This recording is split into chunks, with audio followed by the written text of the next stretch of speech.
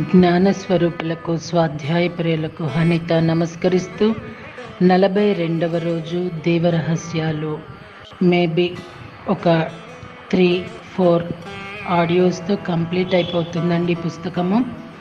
మరి ఈ పుస్తకాన్ని చాలామంది ఆడియోస్ వింటూ కొనుక్కొని నిజంగా పుస్తకం యొక్క విలువను చాటి చెప్పిన వారందరికీ నేను శిరసు వంచి కృతజ్ఞతలు చెప్పుకుంటున్నాను. ఎప్పుడు ఆడియో పెడతారు, ఎప్పుడు వింటామా అని ఆసక్తిగా విని మరింత మందికి అందించిన ప్రతి ఒక్కరికి కూడా, ఆసక్తిగా విన్న వాళ్ళకి కూడా నేను శిరసు వంచి నమస్కరిస్తున్నాను. మీ అందరి ప్రోత్సాహమే ఈరోజు మనము 118 పుస్తకాలు కంప్లీట్ చేసుకోబోతున్నాము. 119వ పుస్తకం స్టార్ట్ చేసుకోబోతున్నాము. మనము పంచుకున్న జ్ఞానపు ప్రతి పుస్తకము ఆణిముత్యమేనండి.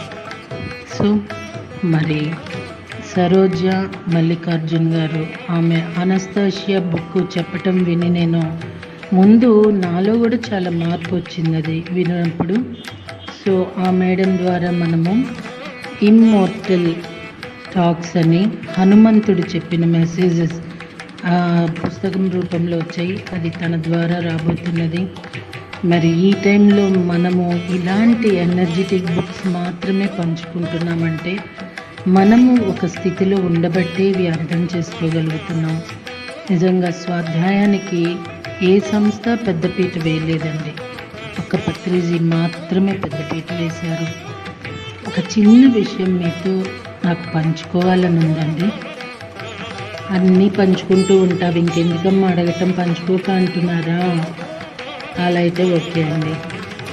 నిజంగా మాస్టర్స్ గురువు అంటారు, గురువు చెప్పింది వింటాము, గురువులు ఉన్నంత కాలము వాళ్ళ చుట్టూ తిరుగుతాము. వాళ్ళు వెళ్ళిపోయినాక వాళ్ళు చెప్పిన వాటికి విరుద్ధంగా చేయటమే ఇప్పటి వరకు చూస్తూ ఉన్నాము.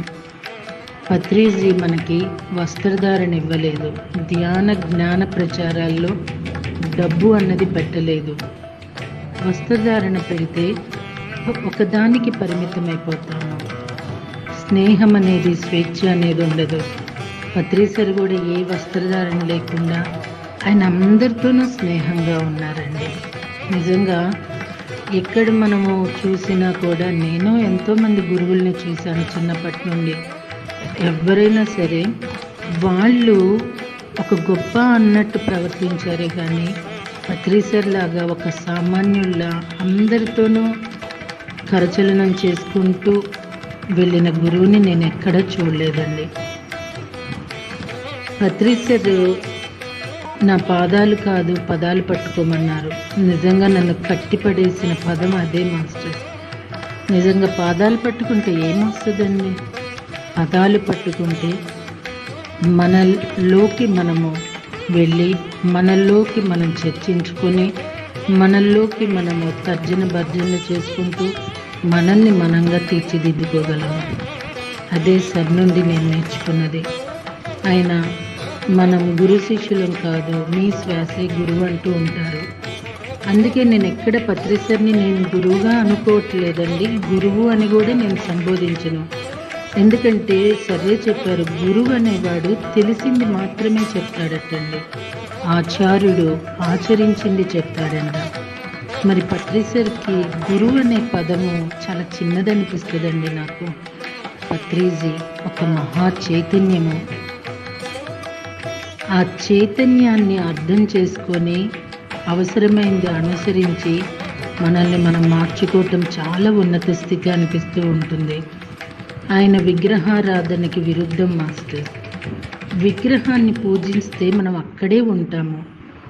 పూజ అగడతా అన్నారు కూడా కదండి. సో దయానంద సరస్వతి అనుకుంటా. సో ఇట్లాగా పత్రిసరు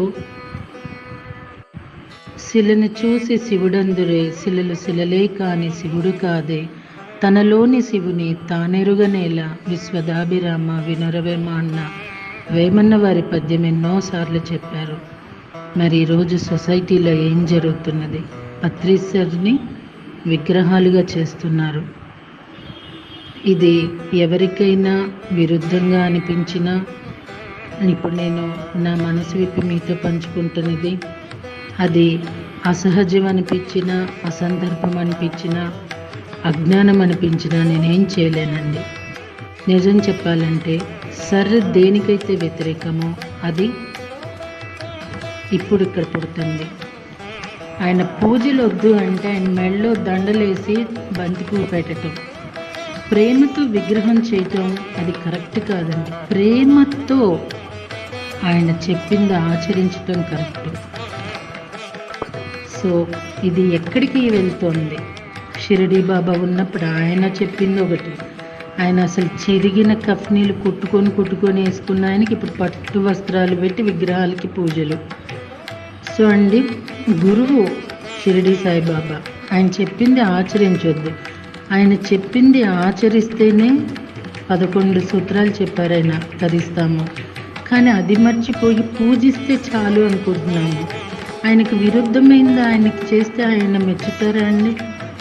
సో మాస్టర్స్ పత్రి సరైనా అంతే, ఆయన ఏం చెప్పారు, మనం ఏం చేస్తున్నాము, ఎంతవరకు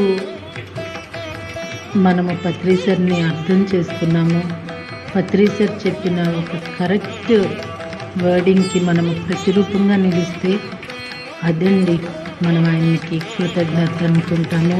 ఇంకేదైనా తెలియచేయటము అంటే జ్ఞానులు అనుకుంటాము. ఒక్క క్షణము పత్రిసర్ మాటలు సింహావలోకనం చేసుకుంటే ప్రస్తుతం జరుగుతున్నది ఎంతవరకు correct. No comment no judgement అండి, కరెక్టే. నో కామెంట్ నో జడ్జిమెంటే, అన్నిటికీ కాదు. సో అండి, అవసరమైన చోట అవసరమైంది మాట్లాడకపోయినా కూడా కర్మేనండి, అది గుర్తించాలి. సో మాస్టర్స్ దయచేసి ఆలోచించటం అనేది ఎంతో అవసరమైన విషయం కదా. మరి మనిషి మమకారాలతో నలిగిపోతున్నాడు. పిల్లల మీద మమకారం, ఇంటి మీద మమకారం, డబ్బు మీద మమకారం, ఈ మమకారాలతో మనిషి నలిగిపోతున్నాడు. ఎప్పుడైతే నీకు ఈ క్షణంలో ఉండి దానిలోని అర్థం తెలిసి ఆనందంగా ఉండటం అర్థమవుతుందో అప్పుడే ఆ క్షణం మేలుకుంటావు నువ్వు. మనసు మారకముందే మేల్కోమన్నారే, ఈ జ్ఞానం వచ్చాక మనసు ఇక మారదు. ఈ జ్ఞానం కనుక రాకపోతే మనసు మారుతూనే ఉంటుంది, అప్పుడు కమ్ముతుంది ప్రపంచ మాయ. నువ్వు మేల్కోవు, నిద్రపోతే ఎలా ఉంటావో అలాగే జీవితం కూడా ఒక కలలాగే నిద్రపోతూనే జీవిస్తున్నావు. ఆ క్షణం మేలుకుంటావు. ఆ మేల్కొలుపుతో ఇప్పుడైతే నేను ఈ క్షణంలో జీవిస్తున్నానో నేనేం చేయాలి, నేను కొత్త వారికి ఎంత ధ్యానం చెప్పాలి, నేనెంత తెలుసుకోవాలనే తపన, ఆ తపనలో కూడా బ్రతుకుని బరువుగా ఈడ్చుకోకుండా జీవిస్తాము. నా జీవితంలో అనేకమైన సంఘటనలు వచ్చాయి.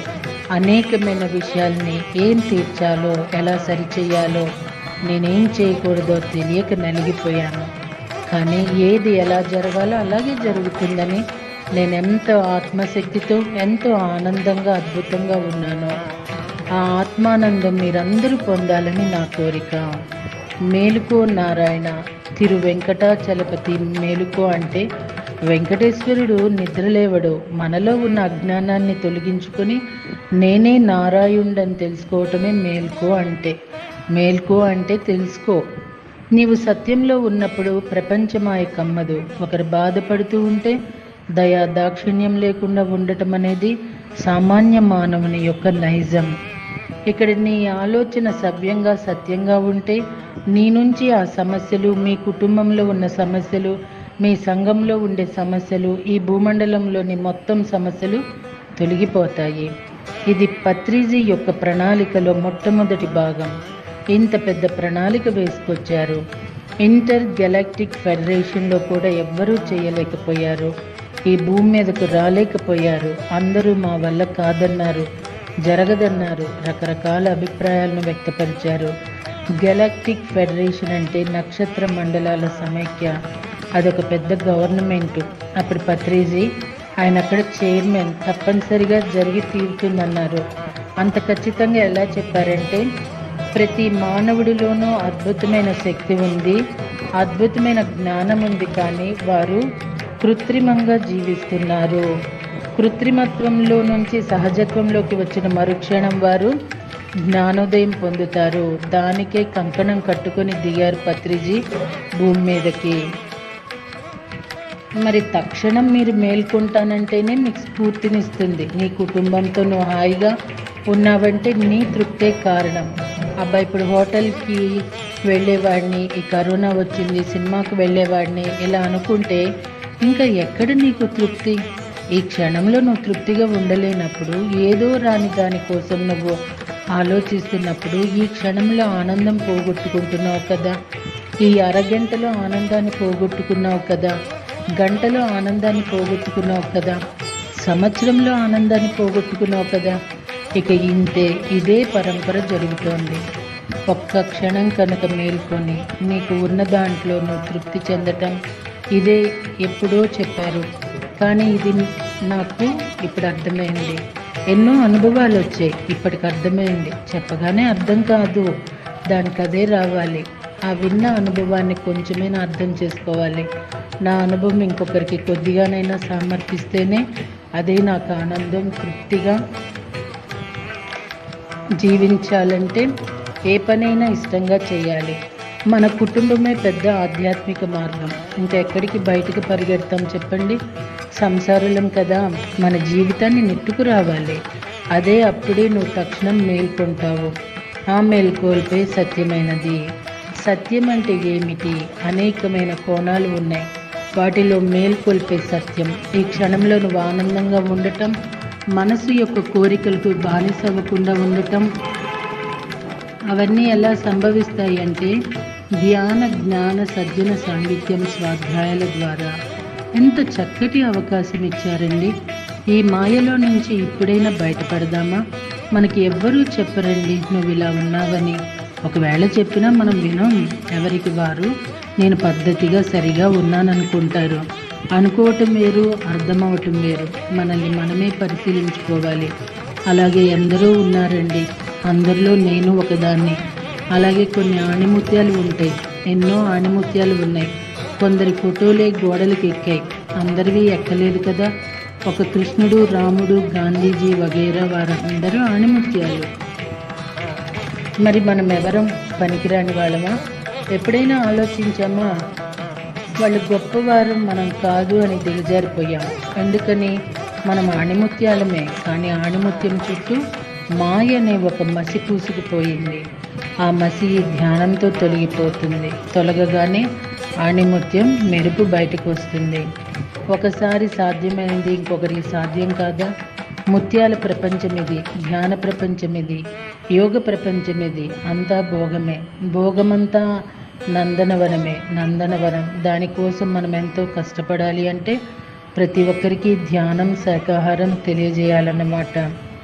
దివ్యజ్ఞాన ప్రకాశంతో జీవిస్తాం. దివ్యం అంటే ఏమిటి? కర్మ లేనటువంటి లోకాలు. భూమి అంటే ఏమిటి? సృష్టికి మూల గ్రహము. నేనంటే ఏమిటి? నేను అంటే ఆత్మ. మానవుడంటే ఏమిటి? జీవాత్మ.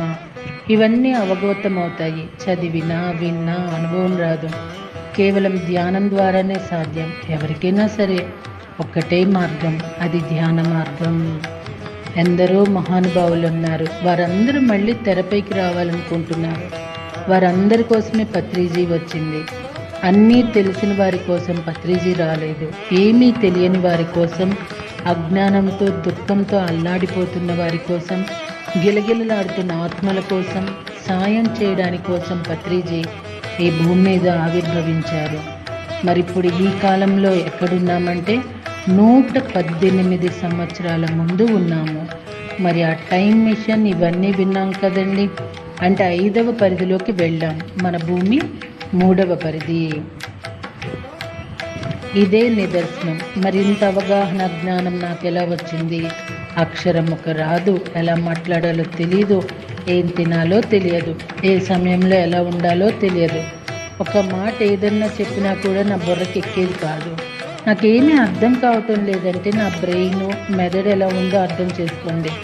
అలాంటి నేను ధ్యాన సాధన ద్వారా అసలు నేనంటే ఏమిటి, నా శరీరం ఏంటి, నా యోగం ఏంటి, నా జీవశక్తి ఏమిటి, ఈ ప్రాణశక్తి ఏంటి, ఈ 7 శరీరాలు ఏంటి, ఇహలోకం ఏంటి, పరలోకం ఉందా ఉంటే అదేంటి, సూక్ష్మ శరీరయానం ఏంటి అనేవి తెలుసుకోగలిగాను. ఎంత జ్ఞానం ఉందో, ఈ జ్ఞానం తెలుసుకోవడానికే కదా ఈ భూలోకానికి వచ్చింది. ఇవన్నీ అర్థమయ్యాయి. అపారమైన ధ్యాన సాధన నుండి అవగాహన శక్తి పెరగటం వల్ల ఇవన్నీ సాధ్యమయ్యాయి. నిజంగానండి జ్ఞానం చాలా మధురమైనది మాస్టర్. నేను అనస్తాషియా బుక్ వింటున్నప్పుడండి నాకు అనిపించింది అది ఆ హృదయ స్పందన అండి. ఇంత గొప్ప జ్ఞానం ఇక్కడ ఉంచుకొని, ఇంత మధురమైన జ్ఞానం ఉంచుకొని ఈ భూమి నుండి నిష్క్రమించటమా అని ఒక క్షణం అనిపించిందండి. మళ్ళీ రేపటి రోజున కంటిన్యూ చేద్దామా? ధన్యోస్మి.